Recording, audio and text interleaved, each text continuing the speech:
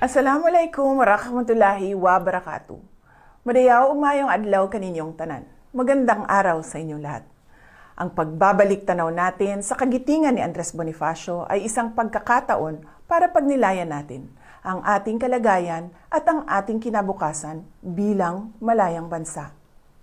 Mahalaga na ang pagdiriwang natin sa kadakilaan ni Andres Bonifacio ay magbukas ng ating kamalayan sa kalagayan ng ating bansa. Katulad na lang ng kahirapan, gutom, kawalan ng trabaho, at kawalan ng mga pangunahing serbisyo para sa napakaraming mga Pilipino. Ito rin ang isa sa mga nagbigay sa atin ng inspirasyon para magsumikap at maging tapat at tunay na mamamayang Pilipino. Tiyakin sana lagi natin na manatiling buhay ang diwa ni Bonifacio sa ating mga puso.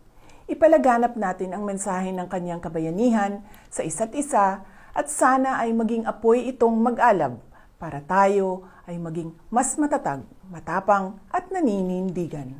Mga kababayan, ang pamana ni Bonifacio sa atin ay ang ating kalayaan. Alagaan natin ito, ipaglaban natin ito.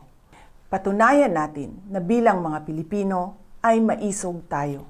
Ang lahat ay para sa Diyos, sa bayan, at sa bawat pamilyang Pilipino. Syukran.